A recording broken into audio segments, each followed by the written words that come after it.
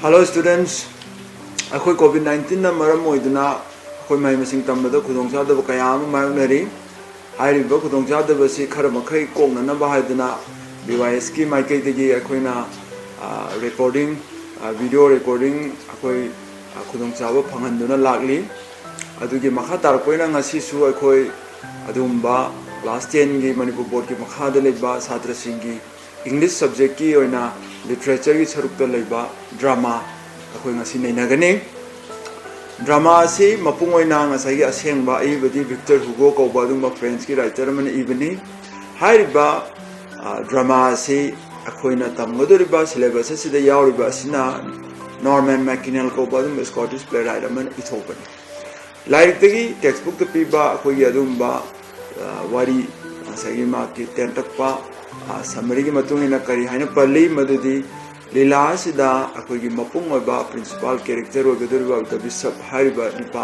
sigi adumba wakhlo namakha akhoi na uba phangi madudi adumba matam madugi friends ki lamdam maduda ngasai gi makhoi gi angan ba matam dadi akhoi gi chairak si yam chawba amadi yamna ahakba chairak piba kari gumbai chamchamba marala makhaki orbasu adumba masi Sagi yaning daba hungdo point na Victor Hugo na kugi drama si ichibani.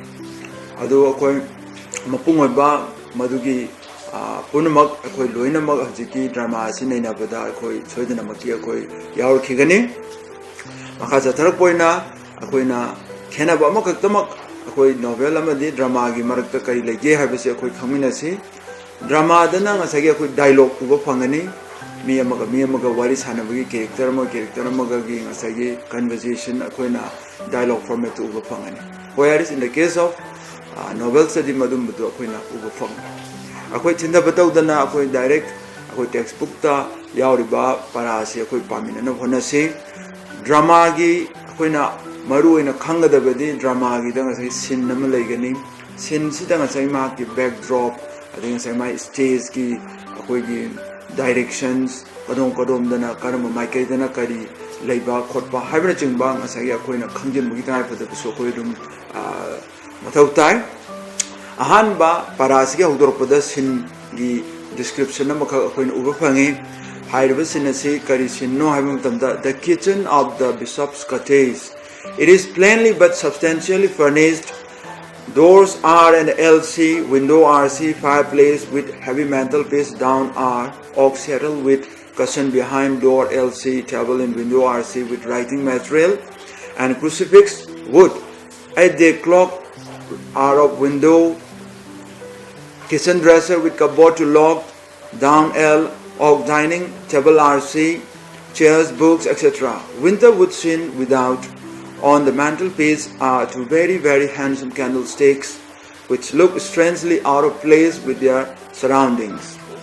Adumba sinnas da kuin upang imadudi mapung oba principal character ogadaba bishop hariba misal asigi mahaki adumba chakhumgi saktama muka ahan ba sinji da kuin uri hariba chakhumje icham chamna yamna taru tanana phajana leiba amakha oina udli masida kuin upang ise stage ki aina ahan bada high ki badani direction akoi stage ma ha gading sai platform ma laigani platform di ma ki mamang changji lagana kadom da kauba maning da hanara na kadom da kauba ha bagi direction ma ka akoi convention ma ka lai chana bi ma lai high bidu matung ina r ha gana right ha bani l c ha gana left center ha bani c is center ha bani adi r c ha gana right center ha bani adum ba masai gi mahakna drama nina akoigi stage ki direction khangnan na ba akoigi language ka seasonary LC RC adagi center habina chingba hariba adugi direction du matungina ngasagi ma ki thongnau panpham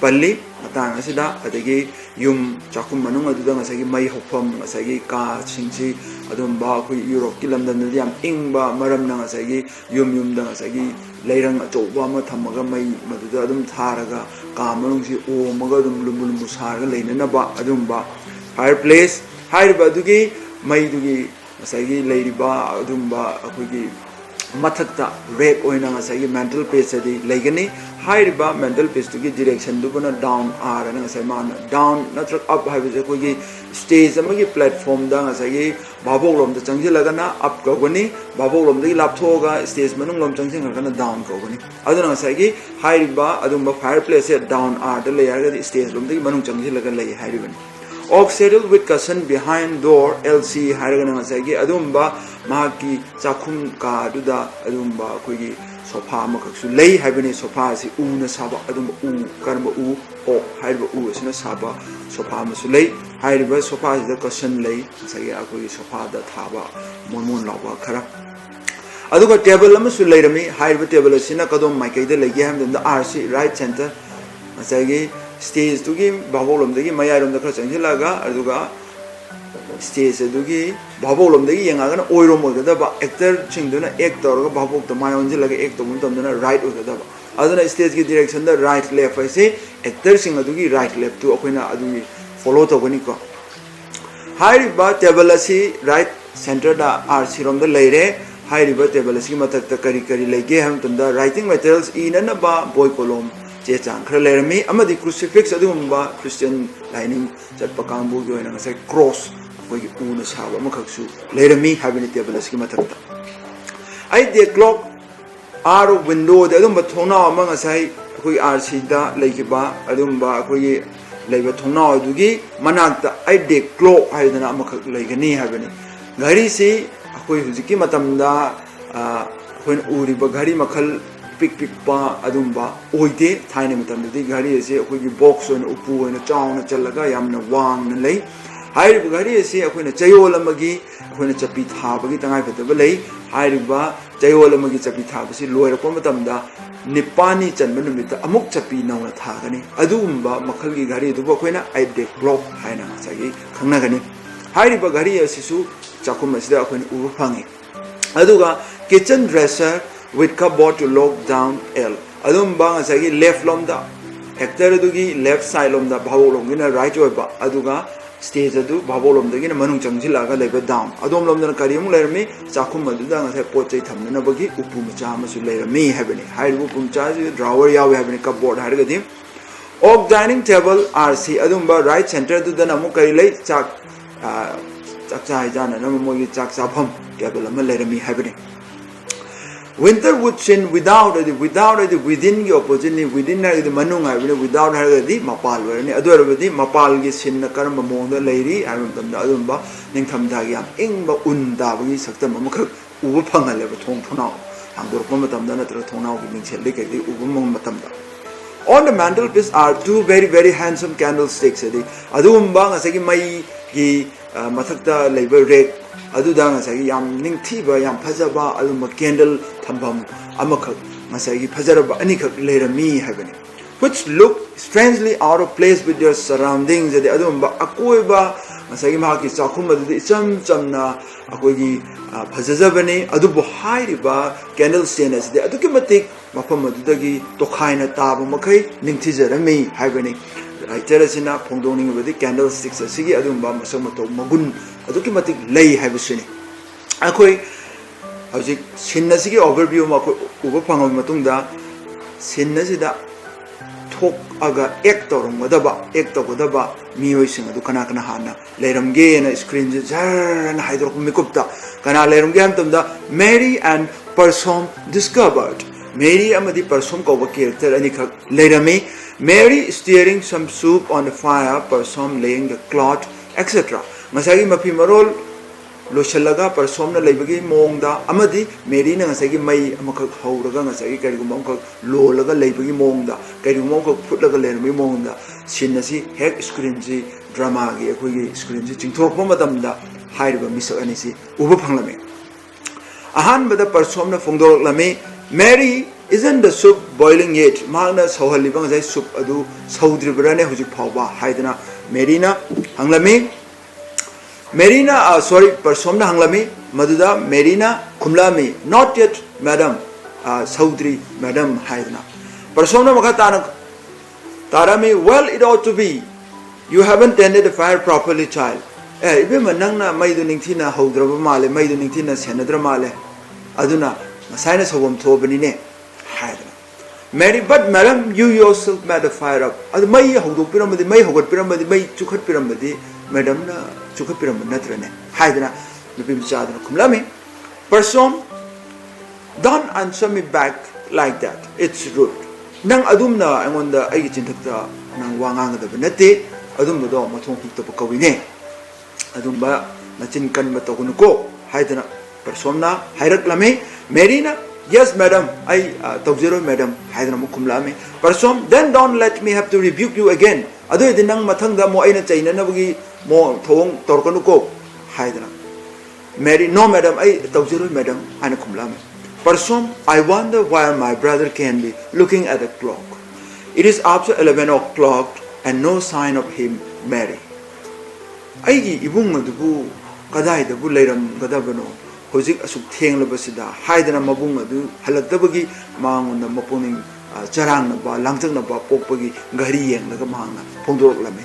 Hojik tipung taramathoi su henjele numidangi. Adugo mag halakpagi mawa mapau su amta leite. Mary and man Mary the Kaurame. Mary, yes, madam. Karitaku madam and man Kumjarami. Person, did Monsignor the bishop have any message for me? Bishop the Monsignor, the Monsignor, the Ikai Kumnari Bumabin. Adumba Makui Mayam Milam the Mudugi, Bishop, Kugi Lai Panaba, Adumba, Nasat Nai, Musamani, Haitare. Mana, I want the Pau Aduta Modata Mohabit Chimbakam, the Sinaram the Branonda, Haidana persona, Merida, Hanglami.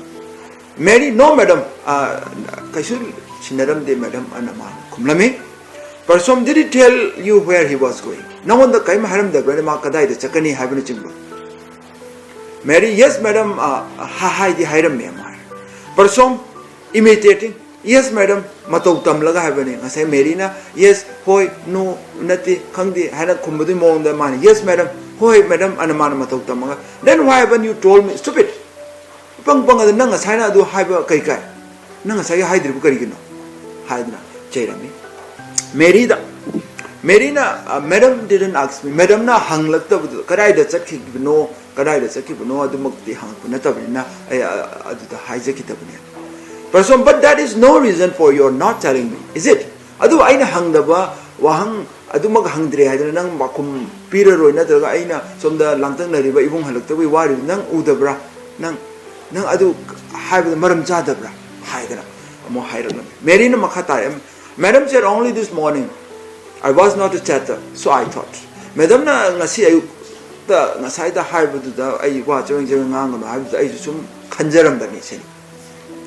But some, oh Mondayu, you thought, oh, it is hopeless. Oh Mondayu, oh my God, I'm no one can Bahoraba. It's manleda, Hydra say, persona, satire killing a saying, a sayman. Hiram by that. Yes, madam, wait, madam, and a man, Samu, Adam Kumla Machin.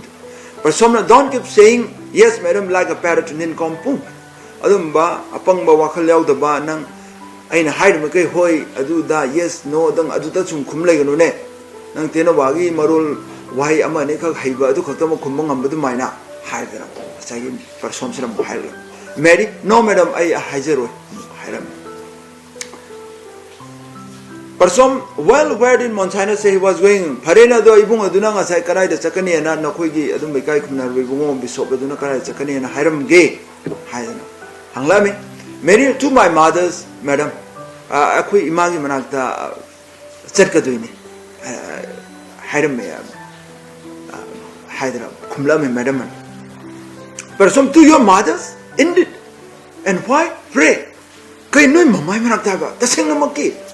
Karita Muktanone, lies when the boogie lies on Mugi Kariro, Haidana Hanglam. Mary, Monsignor asked me how she was, and I told him she was feeling poorly.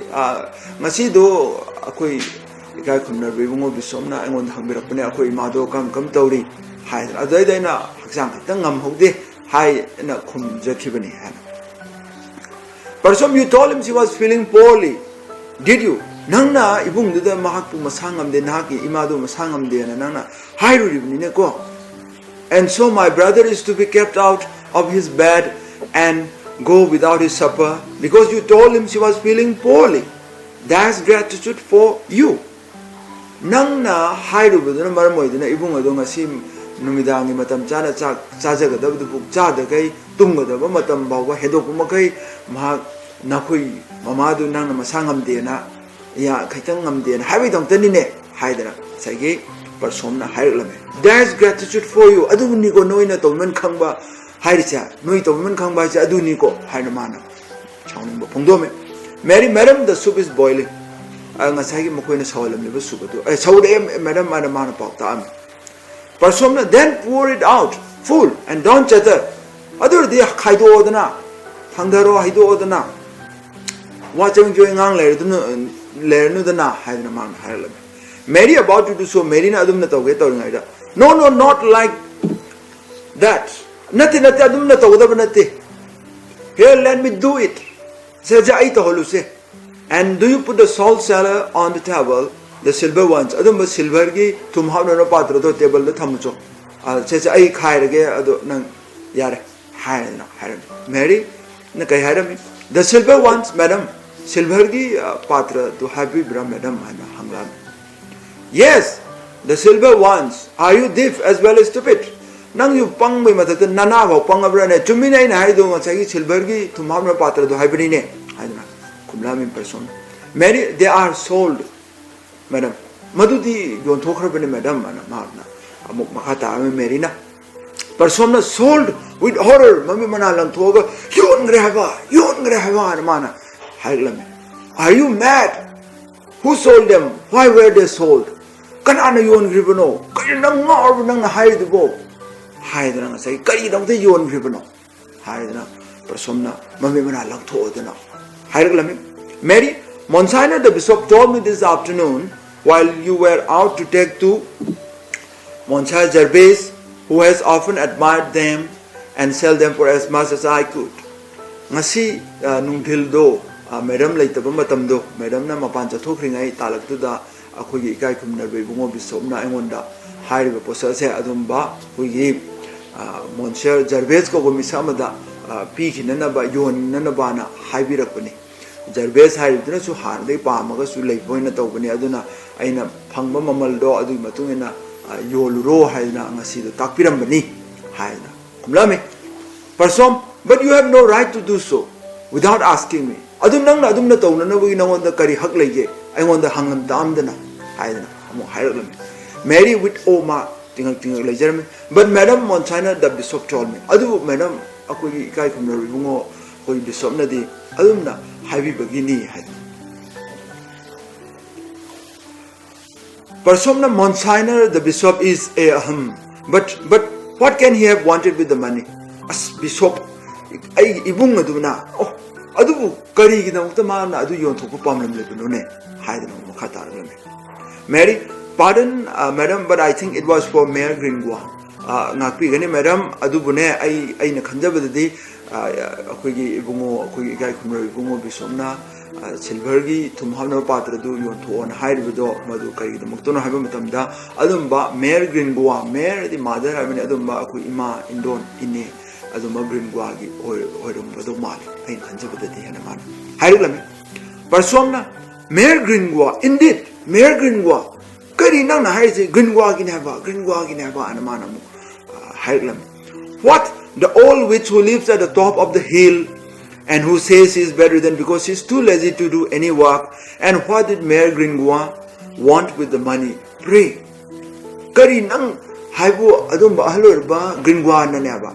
Hanubi adumba suning daba chingthakta adum mayum dagi lengdana leiba ngasagi thawam ta tawning daba napi adu gi damukta ne haiba. Adu Mayor Gringwa nadi adumba ine indon Gringwa dunadi kari gi damukta mana pesa pamlam lebro magi su lai son masakpa son magi mai tangai phataba kari lebagi oibjana haila lami persona anglami makhatarami Marina madam it was for the rent. The bailiff would not wait any longer and threatened to turn her out today if it were not paid. So she sent little John to Monsignor to ask for help. Mahaki bharati bagi oirba male madam Maki bara he kongopelak badumba lenga ki misa aduna makhatana thitaba yara roy asing asimak thidrabadi nang tanthokani and high or male adumak adugi pibam lebeduna ngasagi magna adumba angang John ko bangan ng pimchado adu tharaga sa angang machado tharaga ngasagi akogi ibungo bisop tagi mapaisa mateng khara hangbulahan bejani haidar ma khatarami Parsam oh mondayo it is hopeless we shall have nothing left his estate is sold his savings have gone his furniture everything were it not for my little dot we should starve and now my beautiful salt sellers oh it is much too much she breaks down crying oh bisop adu mana son dana ngasai mana oh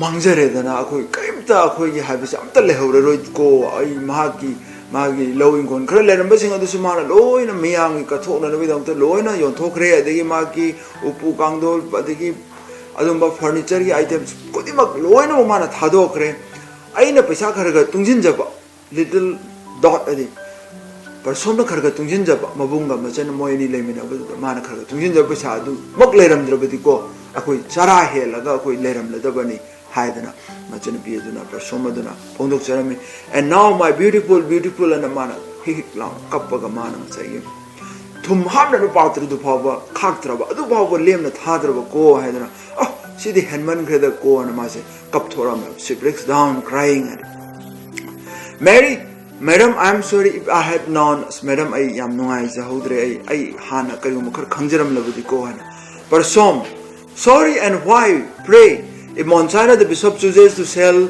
his salt cellars he may do so I suppose go and wash your hands they are disgracefully dirty kari nang na nungai taba nang nungai tre nang kai do ngam ga dage ne nang mana yoning bdo mana yonjab ta bani ma masai ma poni mana tongning bdo to bta bani ai wakhal ladi haidana mana mu phomdura mi person cholo nang na khutto onthona sumole na khutto amta hamdo cholo haidana Mary yes madam going towards right adumba right lom the marchi chalami madam ana phani madam ana hiram laga hire ba ko the enter the bishop center adai the bishop changla ami stage the bishop so muk haji thorak labi Bishop oh how nice and warm it is in here it is worth going out in the cold for the sake of the comfort of coming in Parsom had hastened him to help him off with his coat etc Mary has dropped a deep courtesy adum ba ngasai gi bishop na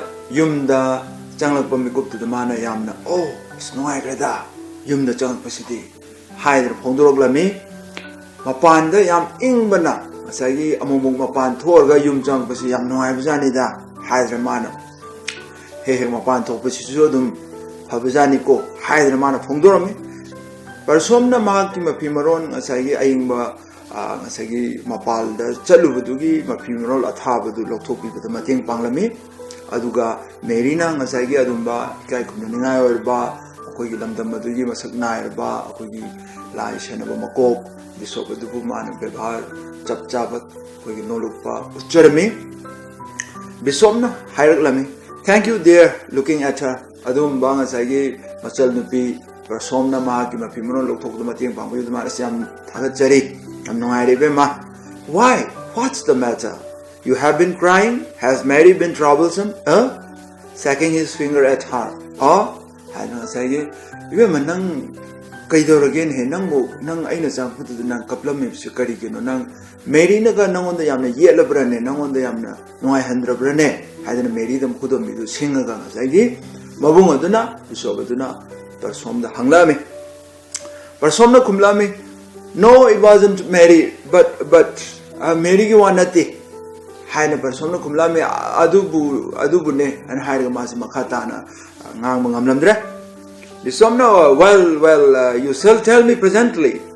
Mary, my child, run home now. Your mother is better. I have prayed with her, and the doctor has been. Run home. Mary putting on cloak and going. And Mary, let yourself in quietly. In case your mother is asleep. Ibema nang hayune nang Merina nang nungai handa bro and have the Merina nati adubu ne hayune abse adum hayune hayna sagi Parsomda bisom hang hairami aduga loina nang sagi ibema Mary nang name da hangro chalo chalo nang mama su khar phawr bani akoi doctor su lagdana laing abni adegi aina su laiga sondana khotna sagi nangi mama gi hakchang phagalna na ba loina mak tawrum labani chalo nang chakro aduga ne nang mama do tummaga lerambo redi nang tuminna chango yamna langdana tawganu haidana oktak pirami Mary su mapimrondu sechelaga maaju thokna naba tawjarami Mary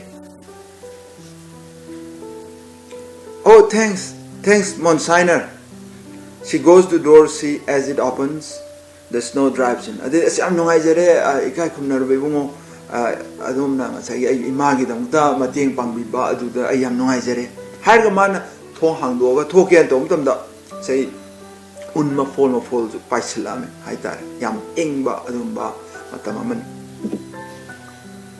bisomna madugi unma fol ga paisilak pa mapan yam engobu du mak su khangbanina bisomna here Mary take my comforter it will keep you warm it is very cold tonight we ma se ai nang te yelak pa ai comforti se nang logo se sina nang na sa do lumhandoi ni nang ngaksam je yesan go mapan yang asi diam ingrajani he haidana isomna haijaram Mary oh no Monsignor simply mana sagi ikai hangoina yarani da ibungo ikai khunnar ibungo haidana Mary kumlami person what nonsense brother she is young she won't get hurt so the bachan bi du di ngasagi yamna irritating oirame yamna akogi haining da haina da ba sounding ba nungai da phawne kaino da dana ngai du kan gyan ta dra da ma di yam nahani ma kan to roi ke dorge haidana ma chen bi da phondor me bisomna hairame oh person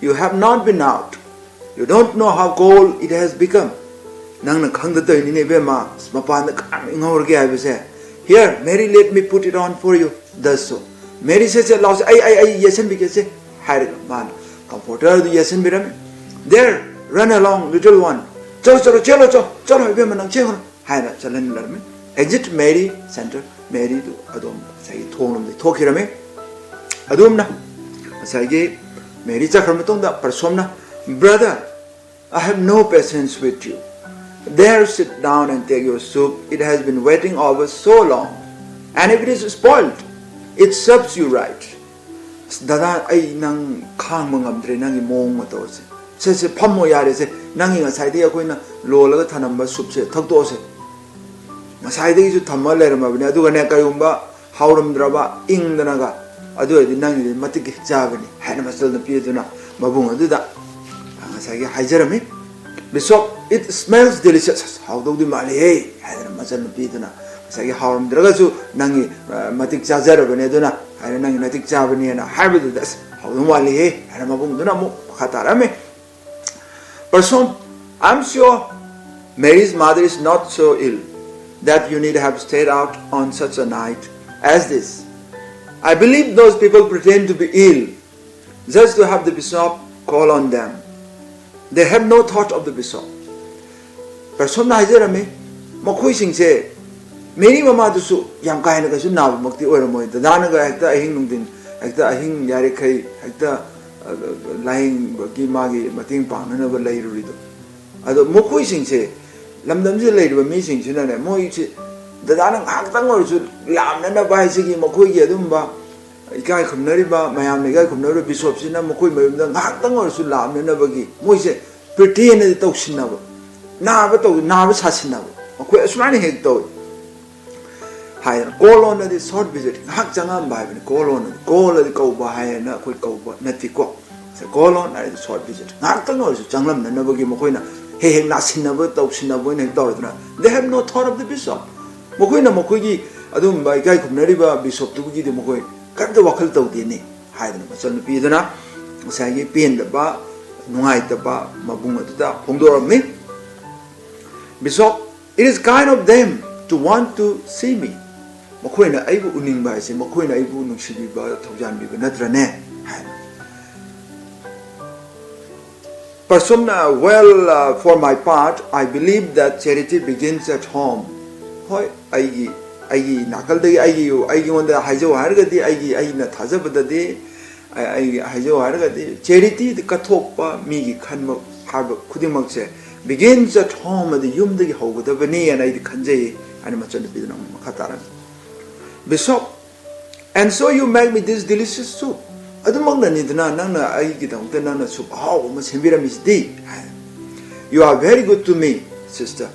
Snang am Pagrazani Manang, I want that the I don't tell you, say, I'm Parivani. Persona Kumlame. Good to you? Yes, I should think so. I should like to know where you would be without me to look after you. The dupe of every idle scam or lying old woman in the Paris. Masagi Masaladuna, Masagi Mabunga Duda Yamna Pava Oy and Mabung and Pundro Womikoputa, Masagi Masana Pidana. I don't know on the pay and high though. Ông tăng địa yeng bu yeng ning im nei khang ning im le ma du di ai le tam tam de ne da da nang I phim ji kari o ho go do no se ai khang ning im nei ai ông tăng di khang ning im nei ma ma chen pi hai ram hai ri ba lam da ma du da nga sai gi makhoi gi khudong cha ba phang na ba gi makhoi na kana ba phang na ba gi sai bi shop tu da gi di mateng lo ba ma de pangan ba adum ba mayam ma to ba adum ba moi thabak suning da ba oi da ba ngang ba adum ba moi kaya du marak da I out on the Danang, come on, like yes, I'm telling the ying the ying bazar. I must be to that. I must be to Hirela. Bisomna Harami, if people lie to me, they are poorer, not I. Kariuma Mokoina on the way the Wangala with the Makoi never told you with the Ainatini Bema. I must be to the Pondorami. Persona, but it is ridiculous. You will soon have nothing left if you give away everything. Everything.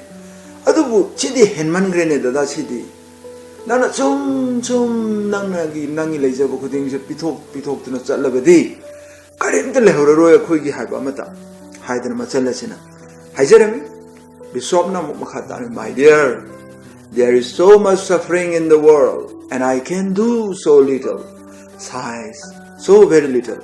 Sibema sangsara sidane awana sa adukmatik laikhruba jani Nangi nabung ay nagatawri city kajik tang ni kajik tani and so down hondoga macam pidu mana hajaram pasom na makataram suffering yes awana jumi but you never think of the suffering you cause to those who love you best the suffering you cause to me jumi awana have said jumi sangsar de amlay have said ay jumi thajai adubune dada nang sune Awana nang bu yam lu na tawjari ba nang bu ningjari ba nang yam nang na loinari ba kaya dadi awana kam karamba phibam da leige au kari awana thinari ya basa masi sungkan khanda basa masi nang adudi phatti sini man ma chan pi sini haidi ai nana kaidong nung da khande sini nang gi da ukda honari ba sing adu da nang le ba awa ba nungai ta ba di nang kaidong nung da khande da dana hai ro lami Bishop rising, you, sister dear, have I hurt you? Oh, I remember you had been crying. Was it my fault? I didn't mean to hurt you. I'm sorry. Ibema nangbu tadanaga nangonda nabuk nagadaba nang nathamoy sokadaba tawkiba leirabrani ibema. Oh, ay ningsang nang masay kapambani dadan changpada. Was it my fault? Madubu dadagi Iralo, Dadana Maram Organ Kapi Bro. Aina di Nambu, Kaidon Nungda, Kaikama Town to Dina Nambu, Nang Natamo Sohange, Nang Wakan, Nungahaloge, Habiti, I can't keep ma. I'm sorry, as I am no IT Bema, Han, Matsal Adida, Mabunga, Hayat Lame. Person, sorry, yes, sorry 1 minute, none no idea, and Haraga Yaga the Beneti. Oh, do go on eating your soup. Before it gets cold, nang tagliba soup to adung tahana lotion go. Madu yam ingragadi haur, adun ingidra and out the lotion go yare, hydra, masaladuna. Makatarame, bisomna. Very well, dear, sits. I did Paraparedo de Bema, Haraga, Machalan Piedina, as I harpo wahidi Makatar, much Pamdarame. But tell me, Adubune Hayune, Hydra. Sagi Mabum Machala need to give Warisana Bududa. Machan Piedra pain, the Banui, the Bapundro, the Damabung, the Namo, I know Marmo, the Nana Tomo, soaked and Kaplam Librane, I did that, Sagi, Masaladuna, Yare, the Danang, Pamupa, Nang, the Jas Chow, Tanalushal, Takudam Tanalushal, Harpen. Ma Yantana Pamdaragamo, Paradunang Adubune, Hirone, the Radana. But some Hirolami, you are like a child. I can't trust you out of my sight. No sooner is my back turned than you get that little mink married to sell the silver salt sellers. Nang si angang chabi mani ne dada ay nang ay gi hek midiyang iwang mo da ay nang muthaza ba suong ngamde dada. Yung ay na hak lay to mikupta ay na hek lay hudo mikupta na angang no chama nasagi meri du tawra na ako gi thumham na ba patra silver gi du thok yon thok lay ram hai na nasagi machan pi dana ngang la am bisom oh yes, the salt sellers, it is a pity you were proud of them. Jume, tum habna patru do. Sam no idea. Nang na pamzana tawzabani. Person proud of them. Why? They have been in our family for years. Kain na ina pamzabana tra ina chaw thok cha ba hai ba si kaino. Aduk ko ina khoi yumgi pot oi dana la amba khoi pot oi ri bu bu hai dana machan pe dana hai dana. Yes, it is a pity as yam no ngai tabani ne be ma chumini. They were beautiful, but still, there one can eat salt out of China, just as well. China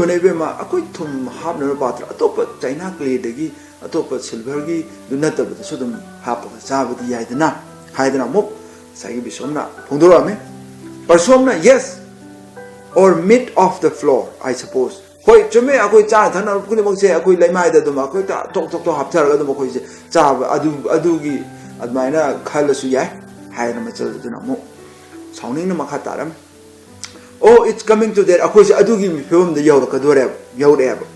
And as for that old rats Mayor Gringua, I wonder she had the audacity to send here again.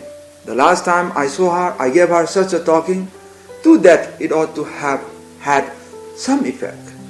Akoy adugi phibam da yawre akoy je chana na ba hoi thum hap na ba do silver gi mota China clay da hapasu hape phare na de akoy gi yen thongba de gi chak enjang khudimak su akoy laimai da dum hap chabe akoy adugi phibam yawre akoy aduga masagi hanubi adumba Gringwa ko bi adugi di ai ngap bunga ibani sini mai mathongna do audacity ding sai mana tobu ngamba masagi mana angang amu ka thara ibdo mai tobu ngamba do adu ai nga ibani sini aina mamang da thena gi mi kupta aina hazana de ngang ga madu gi fol khara di leibam thopani adu mana ma tawbu ngam bai chang si ma anga mu tharak dana akhoi da mateng ni re do na sai ma chan bi dana pungdor lam bisomna haram yes I offered to take her in here for a day or two but she seemed to think it might distress you aina haibane maunda nang noni ni nang yum du leibam leita dana nang bharati da bai tan tholen lor bu so khoi da non ni lei lo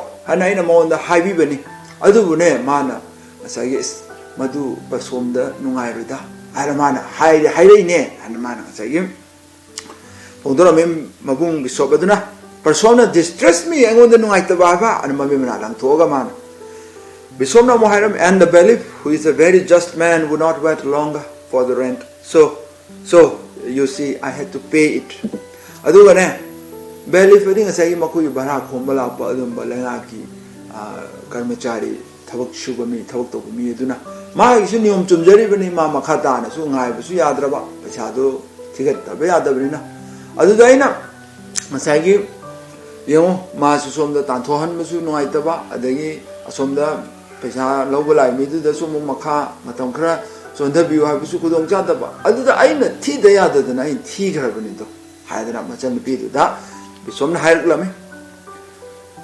Persomna you had to pay it. Gesture of comic despair mami na lang thogma na sagi karim na boyna. Oh nana thi daya daba ana machal no piduna hire lame.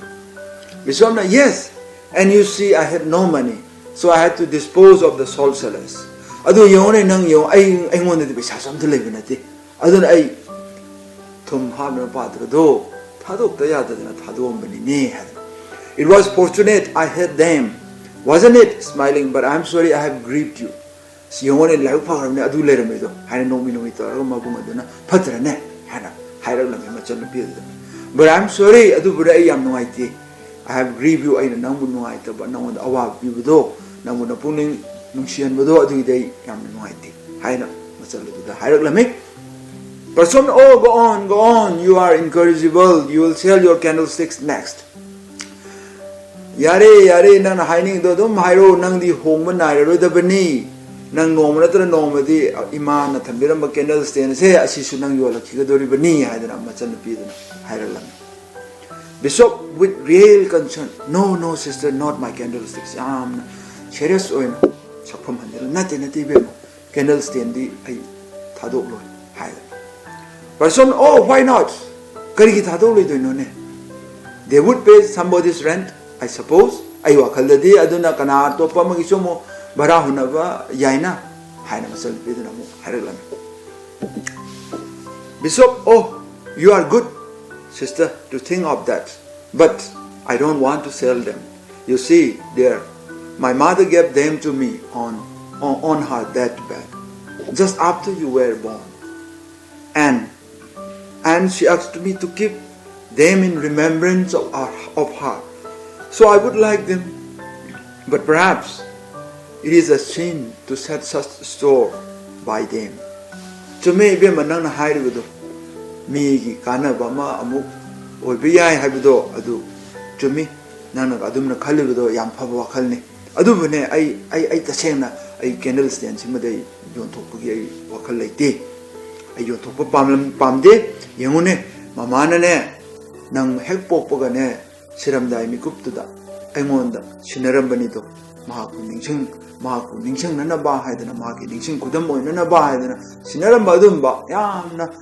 akoigi maru oiba aigi di ima gum ni haidana mana segi yamna nuksijabagi moda phongdomi adun aigi di mase ai yamna ai di pami aduga ne hoi perhaps orambadi ya aina ai pot chaida yamna pamba adigi yamna akoigi apamba leiba ga haibase masi pap ki masakpudi oramba ya adubu ai imana thamiramba khudol ni imagi mahut sillaga aina imani khallaga aina thamjabane ai masimadai yoningde haidana achalladda hairalami person brother you will break my heart with tears in her voice there don't say anything more kiss me and give me your blessings I'm going to bed they kiss Bishop makes the sign of the cross and murmurs a blessing person locks cupboard door and goes right dada nang mabungya du mayam chamjab waklon du asai gi machan pi dana tab as ai tab ngamlaro dada nang yare nang adum na torodi